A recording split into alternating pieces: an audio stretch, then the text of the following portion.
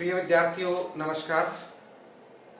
आज हम कक्षा 11 हिंदी साहित्य में गद्य भाग में संकलित पाठ दोपहर का भोजन पढ़ने जा रहे हैं, जिसके लेखक हैं अमरकांत, जिनका जन्म आपने देखा सन 1925 में। पिछले वीडियो में आपने इस पाठ का प्रथम भाग यानी शुरुआत से आपने पढ़ा था। इसका दूसरा भाग यानी शेष पाठ का अध्ययन आज आप करने जा रहे हैं। लेखक परिचय और पाठ परिचय आपने पहले ही पढ़ लिया था। फिर भी मैं आपको थोड़ी जानकारी के लिए बता दूं कि इनके द्वारा इस कहानी के अंतर्गत एक गरीब परिवार की स्थिति का चित्रण किया गया है, जिसमें आपने पिछले वीडियो में देखा था कि किस तरह से सिद्धेश्वरी का बड़ा लड़का जिसका नाम रामचंद्र है, वो खाना खाते समय मात्र 2 रोटी उसकी थाली में और पनियाई दाल और तरकारी को लेकर के संतुष्ट हो जाता है और आगे रोटी लेने के लिए अपनी माँ से मना कर देता है कि बस मेरा पेट पहले ही भर चुका, मुझे ज्यादा खिला करके क्या तुम बीमार करोगे, इस तरह की बात कहकर के खाने से रुक जाता है और अंत के एक ग्लास को अपने मुंह में इस तरह चबाता है जैसे उसने किसी पान का बीड़ा चबाया हो। अब यहां से आगे देखते हैं कि उसका बड़ा लड़के के बाद उसका मझला लड़का यानी कि मोहन आता है और कैसे खाने का प्रयास करता है। इस पाठ का शेष भाग हम इस वीडियो में पढ़ने जा रहे हैं। देखिए क्या है कि मझला लड़का मोहन आते ही हाथ पैर धोकर पीढ़े पर बैठ गया। बड़ा लड़का खाना खा के हटा, मझला लड़का मोहन आ गया और वो पीढ़े पर खाने के लिए बैठ जाता है। वह कुछ सांवला था और उसकी आंखें छोटी थी, उसके चेहरे पर चेचक के दाग थे। वह अपने भाई की ही तरह दुबला पतला था, किंतु उतना लंबा ना था। वह उम्र की अपेक्षा कहीं अधिक गंभीर और उदास दिखाई पड़ रहा था। उम्र लगभग उसके 18 वर्ष थी, बड़े बेटे की लड़की की उम्र 21 वर्ष थी। सिद्धेश्वरी ने उसके सामने थाली रखने का प्रश्न किया कि कहाँ रह गया था बेटा। भैया पूछ रहा था, अर्थात रामचंद्र पूछ रहा था मोहन कहाँ है। तो मोहन ने रोटी के एक बड़े ग्रास को निगलने की कोशिश करते हुए अस्वाभाविक मोटे स्वर में जवाब दिया, कहीं तो नहीं गया था, यहीं पर था। तो सिद्धेश्वरी वहीं बैठकर पंखा डुलाती हुई इस तरह बोली जैसे स्वप्न में बड़बड़ा रही। बड़का तुम्हारी बड़ी तारीफ कर रहा था, वह कह रहा था मोहन बड़ा दिमागी होगा, उसकी तबीयत 24 घंटे पढ़ने में ही लगी रहती है। यह कहकर उसने अपने मजे लड़की को इस तरह देखा जैसे उसने कोई चोरी की। मोहन अपनी माँ को और देखकर फीकी हंसी हंस पड़ा और फिर खाने में जुट गया। वह परोसी गई 2 रोटियों में से एक रोटी कटोरे को 3/4 दाल तथा अधिकांश तरकारी साफ कर चुका था। सिद्धेश्वरी की समझ में नहीं आया कि अब क्या करें। इन दोनों लड़कों ने उसे बहुत डर लगता था। अचानक उसकी आंखें भरे और दूसरी ओर देखने लगी। थोड़ी देर बाद उसकी मोहन की ओर मुंह फेरा तो लड़का लगभग खाना समाप्त कर चुका था। सिद्धेश्वरी ने चौंकते हुए पूछा कि एक रोटी और देती हूँ। तो मोहन ने रसोई को रहस्यमय नेत्रों से देखा, फिर सुस्त स्वर में बोला नहीं। सिद्धेश्वरी ने गिड़गिड़ाते हुए कहा, नहीं बेटा मेरी कसम थोड़ी ही ले लो, तुम्हारे भैया ने 1 रोटी ली थी। मोहन ने अपनी मां को गौर से देखा, फिर धीरे धीरे इस तरह उत्तर दिया जैसे कोई शिक्षक अपने शिष्य को समझाता है, नहीं रे बस, अव्वल तो यह भूख नहीं, फिर रोटियां तूने ऐसी बनाई है कि खाई नहीं जाती, न मालूम है कैसी लग रही हैं। खैर अगर तू चाहती है तो कटोरे में थोड़ी दाल दे दे, दाल बड़ी अच्छी बनी है। हालांकि दाल में कुछ नहीं था, केवल पनियाई दाल थी, लेकिन एक बच्चे की आत्मसंतुष्टि का प्रभाव इस पंक्ति में देखने को मिलता है। दाल बड़ी अच्छी बनी, लाओ थोड़ी सी दाल ही दे दो, अपनी मां से इस तरह कहता है। सिद्धेश्वरी ने कुछ कहने नहीं बना और उसने कटोरे को दाल से भर दिया। मोहन कटोरे को मुंह से लगाकर सुड़ सुड़ पी रहा ही था कि मुंशी चंद्रिका प्रसाद जूतों की खसखस घसीटते हुए आए और राम का नाम लेकर चौकी पर बैठ गए। वो दाल पी रहा था, इतने में उनका पिताजी मुंशी रामचंद्र जी चंद्रिका प्रसाद वहां पर आ पहुंचे अपने जूतों को घसीटते हुए, और वो भी आकर के अपनी चौकी पर या पीढ़ी पर बैठ गए भोजन करने के लिए।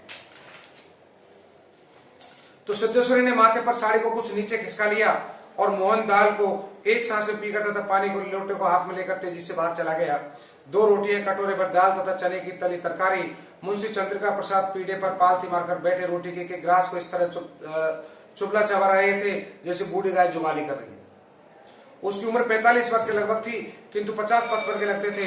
शरीर का चमड़ा झूलने लगा था, गंजी घोपड़ी आईने की भांति चमक रही थी। गंदी धोती के ऊपर अपेक्षाकृत को साफ बनियान तार तार लटक रही थी। मुंशी जी ने कटोरे को हाथ में लेकर दाल को थोड़ा सुड़कते हुए पूछा, बड़का दिखाई नहीं दे रहा, अर्थात बड़ा लड़का रामचंद्र कहाँ है, दिखाई नहीं दे रहा। तो सिद्धेश्वरी की समझ में नहीं आ रहा था कि उसके दिल में क्या हो गया है। जैसे कुछ काट रहा हो, पंखे को जरा जोर से घुमाती बोली कि अभी अभी खाकर काम पर गया है। वह कह रहा था कुछ दिनों में नौकरी लग जाएगी, हमेशा बाबूजी बाबूजी किए रहता है, बोला बाबूजी देवता के समान है, यानी अपने पिता के बारे में संबोधन करते हैं। तो मुंशी जी के चेहरे पर कुछ चमक आई, शर्माते पूछा, ए क्या कहता था कि बाबूजी देवता के समान है? बड़ा पागल है। पिता के द्वारा ये सब बेटे के संबोधन किए गए प्यार से। सिद्धेश्वरी जैसे नशा चढ़ गया, उन्माद की रोकने की भांति बड़बड़ाने लगी, पागल नहीं है, बड़ा होशियार है, उस जमाने का कोई महात्मा है, मोहन तो उसकी बड़ी इज्जत करता है। आज कह रहा था कि भैया के शहर में बड़ी इज्जत होती है, पढ़ने लिखने वालों में बड़ा आदर होता है, और बड़का तो छोटे भाइयों पर जान दे देता है। दुनिया में वह सब कुछ सह सकता है, पर यह नहीं सह सकता कि उसके प्रमोद को कुछ हो जाए। यानी एक दूसरे बेटे के एक दूसरे के प्रति प्रशंसा के भाव सिद्धेश्वरी के द्वारा अपने पति यानी कि चंद्रिका प्रसाद को बताए जा रहे हैं। मुंशी जी दाल लगे हाथ को चाट रहे थे।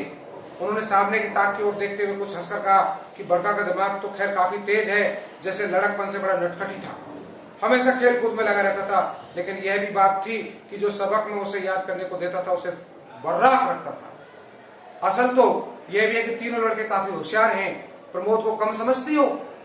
यह कहकर वह अचानक जोर से हंस पड़े चंद्रिका प्रसाद जी। मुंशी जी 1.5 रोटी खा चुकने के बाद एक गिलास से युद्ध कर रहे थे। ये 2 रोटी उनकी थाली में रखी गई, एक गिलास बचा, वो 1.5 रोटी खा चुके थे लगभग। कुछ कठिनाई होने पर एक गिलास पानी चढ़ा गए, फिर खर खर खांस कर खाने लगे। फिर चुप्पी छा गई। दूर से किसी आटे की चक्की की पुक पुक आवाज सुनाई दे रही थी, और पास के नीम पे पेड़ पर बैठा कोई पंडुक लगातार बोल रहा था। सिद्धेश्वरी की समझ में नहीं आ रहा था कि क्या कहें। वह चाहती थी कि सभी चीज ठीक से पूछ लें, सभी चीज ठीक से जान लें, और दुनिया के हर चीज पर पहले की तरह धड़ल्ले से बात करें, पर उसकी हिम्मत नहीं होती थी। उसके दिल में न जाने कैसा भय समाया हुआ था। अब मुंशी जी इस तरह चुपचाप दुबके हुए खा रहे थे जैसे पिछले 2 दिनों से उसने मौन व्रत धारण कर रखा हो, और उसको कहीं जाकर आज शाम को तोड़ने वाले हो। इस तरह चुपचाप वो खाने में लगे हुए थे। सिद्धेश्वरी जैसे ही नहीं रहा गया, बोली कि मालूम होता है अब बारिश नहीं होगी। मुंशी जी ने एक क्षण के लिए इधर उधर देखा, फिर निर्विकार स्वर में राय दी, मक्खियां बहुत हो गई है।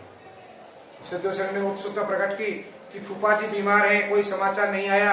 मुंशी जी ने चने के दानों की ओर इस दिलचस्पी से दृष्टिपात किया, और उसने बातचीत करने वाले हो फिर सूचना दी। गंगाशरण बाबू की लड़की की शादी तय हो गई, लड़का एमए पास है। उसने ये बात आगे बढ़ाते हुए कहा। सिद्धेश्वरी हठात चुप हो गई। मुंशी जी भी आगे कुछ नहीं बोले।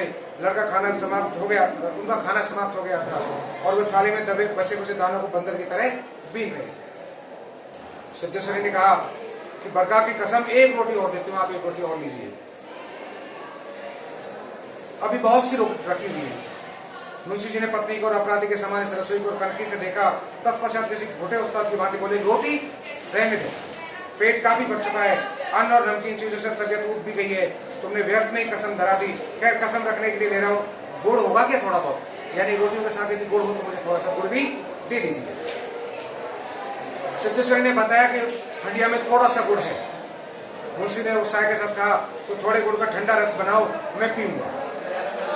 तुम्हारी कसम भी रह जाएगी, जायका भी बदल जाएगा, साथ में साथ हाजमा भी हो दोस्त होगा। हाँ, रोटी खाते खाते नाक में दम आ गया है, यह कहकर वो ठहाका मारकर हंस पड़े।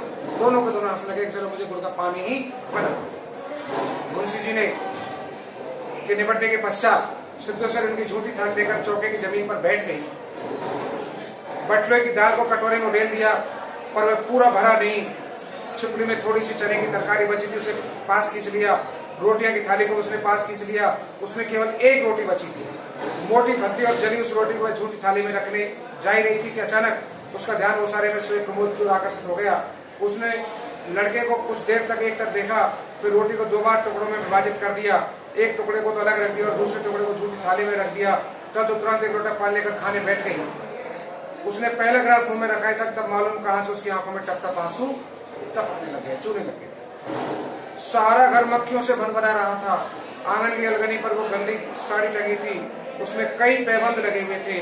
दोनों बड़े लड़कों को कहीं पता नहीं था।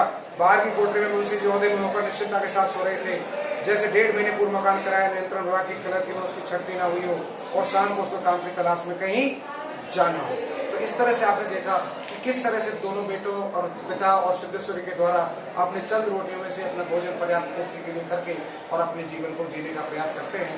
यानी एक दूसरे को सही मानते हुए और अपनी गरीबी के स्तर को देखते हुए किस तरह अपने जीवन बांट के खाने की स्थिति को करते हैं, यही इस कहानी का एक मूल उद्देश्य है कि हम मिल बांट करके अपने परिवार की स्थिति को जानते हुए अपनी गरीबी से हमें कैसे निपटना चाहिए।